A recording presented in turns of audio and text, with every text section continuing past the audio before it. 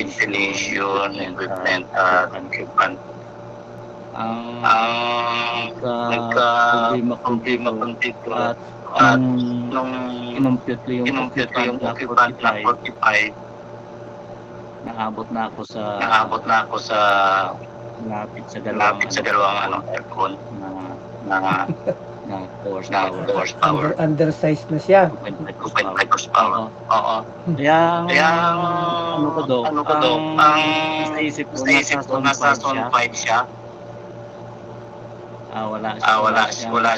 Parang niglig ko na yung almost lahat. Maliban na lang sa ilaw at sa occupants. Wala na do. Kapido. Gusto ko pa tayo tayo dito eh. Sa? So hindi na kaya do.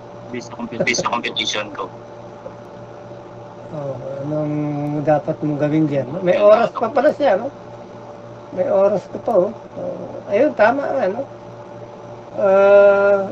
Short of saying the maximum temperature outside, no, occurs on the hottest day, hottest hour of the day. Yan, no?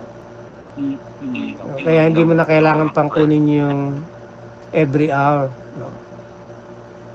So actually when you're designing or when you are making an energy audit, check mo siya yung appropriate to what you are auditing, no? So kunwari nga yung aircon, yung audit mo yung kwarto on the air conditioning unit or air conditioning system. So kukunin mo yung, sabi ko nga kanina, yung worst case scenario, no? Okay, yung pinakamaraming tao, yung pinakamainit na ambient condition, ano pa, yung hindi na wala nang magagawa, no, yung occupants, no, para doon, no? Let's say for example, hindi na pwedeng i-shade, no shading kasi bawal, no? It is the policy of this school na dapat ang mga na bintana ay see-through, di ba? Pwede mo naman lagyan yun ng shade, no? Konting kahit papel lang siguro, pero bawal nga, no? So ayun may i-consider natin, no? Yung pinaka-worst, para na sa ganun ma-check natin, no? Kasi kung sabihin natin ang kinuha mo ay kagaya ng anong ginawa ni Mr. Cabeza, no? Parang mas malamig pa yata sa Baguio yung 20 o 18 degrees, no? Mas malamig pa sa Baguio yun, no? So talagang naka-jacket ka ng ano yan, ng leather, no?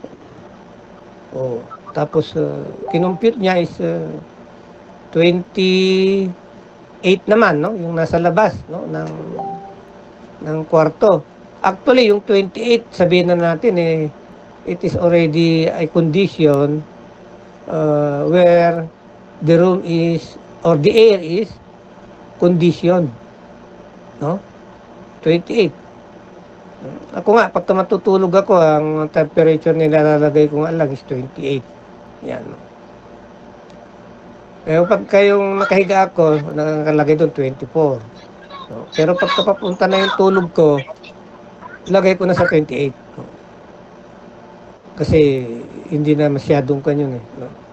Hindi ka na masyadong gagalaw doon, nakatulog ka na. Mas mababa na yung QS at halos wala na ka ng QL.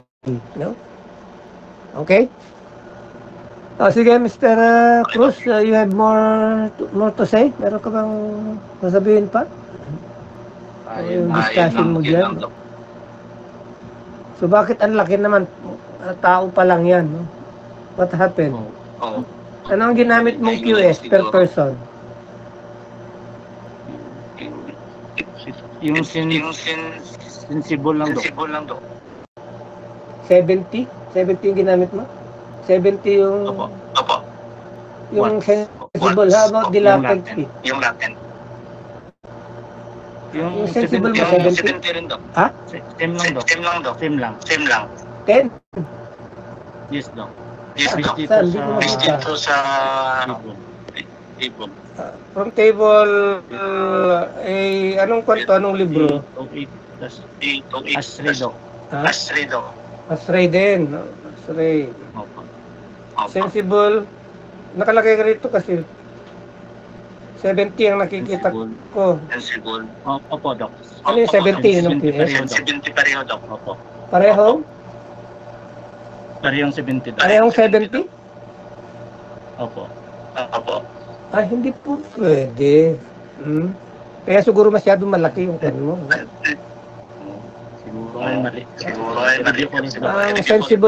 Ang sensible hit factor na ideal dyan ay between 75 to 80. No? Sensible hit factor. Ibig sabihin ng sensible hit factor is QS over QS plus QL. No? QS all over QS plus QL. So, mga 20% lang siguro yun, no? Yung value ng QL as compared to the value of QS. Mas mahirap na i-maintain ang air conditioning, ang kwarto, no? Kapag mataas ang QL. Okay? Napakahirap nun, no? So that's why it would just be better to supply. Serious na question po. Hindi po ba Yes, mas mataas lagi dapat yung sensible? Ano? Mas mataas po lagi dapat yung sensible? In this case, kaya in-explain ko no? Then, in-explain ko kanina, no? Okay, anyway, since you have already asked that question, we are on the classroom, no? So, nasa classroom tayo, in short, mas mataas yung QS kaysa sa QL, no? Okay, kapag ikaw ay nasa gymnasium, pwedeng mas mataas yung QL kaysa sa QS, no? So, in that case, it just be better na huwag mo nang i-aircon yung gym. No? Pag mga ganong kaso, hindi mo na i-aircon yung gym. Maglalagay ka na lang ng enough ventilating air. Ventilation. Ventilation na lang yan. No? Kasi baka mamaya, mapasma pa yung mga nag-gym doon. No? Na imbis na pagpawisan, hindi na pagpapawisan. No? So, malalamigan sila. Malalamigan, mapapasma sila, no? O magkakasakit. Mapapasok yung lamig sa katawan nila kasi nag-open yung ibang report na nabasa ko daw. 200 yung sensible. Tapos yung latent naman natin ay 200. Kaya ito yung 73 at 58. Yeah, pwede yun. Pwede sa tao yun, no? Pero as compared to the whole, kasi yung QS, yung anong tawag, lahat na dyan, solar, yung conduction, convection. So, pag dinagdag mo yun, talagang tataas yung QS. Okay, gets? No? Okay. Ang meron lang QL na doon, yung hangin. No? Sa kwarto naman siguro, wala naman gumagamit ng coffee maker o nagluluto, di ba? Kaya nga, yung ilaw, QS lang yun, walang QL, no? Conduction through walls, QS lang, walang QL.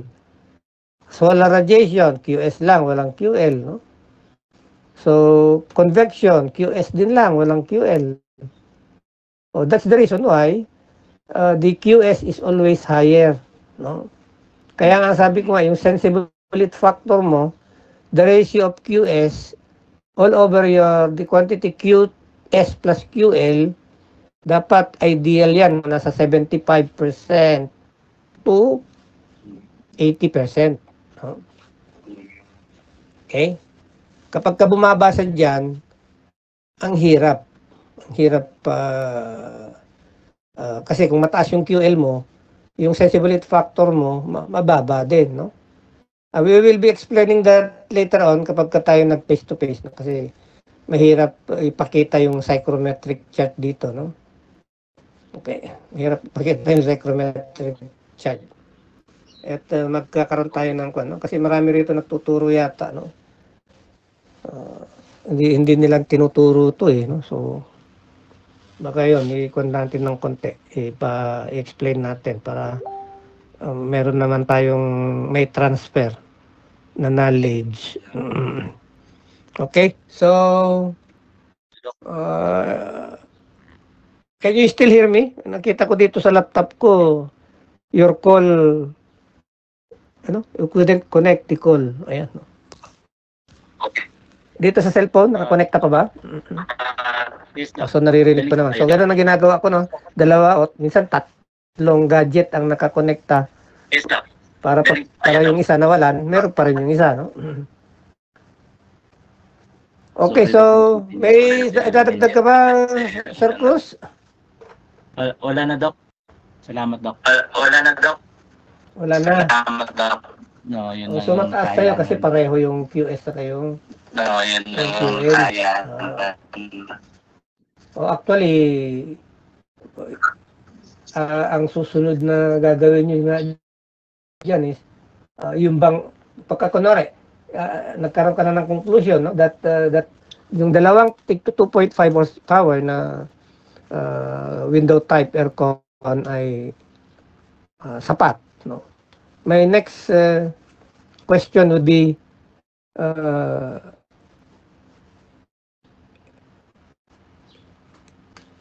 you're going to plot the process in the psychrometric chart, no?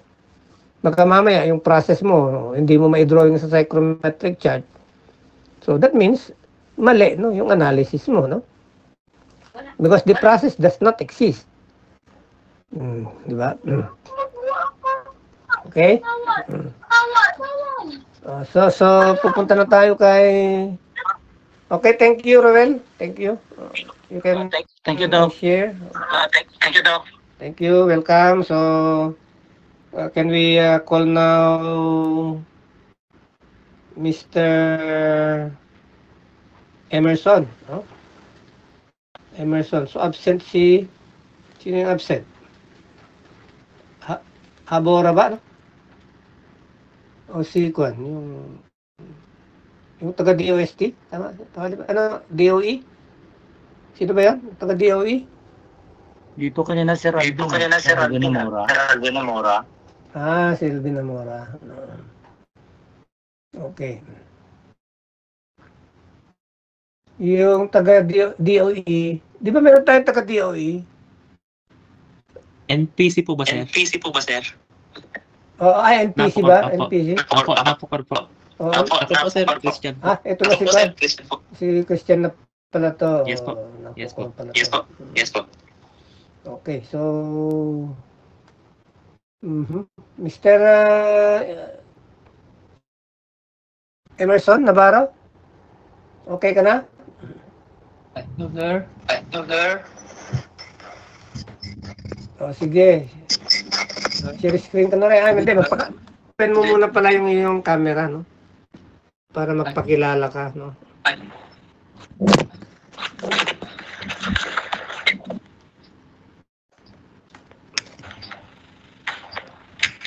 Ganun pa rin. Para kang kuhan, parang between na kumikislap-kislap. Kasi pag nagsasalita ka, kumikislap no? Pagka tinitingnan ko yung aking screen, kislap-kislap yung EN, no? Si Emerson Navarro. No? Ayun. Gwapo pala ni Emerson, no? Nakikita niyo na ba po ako, sir? Ha? Sige, pwede na.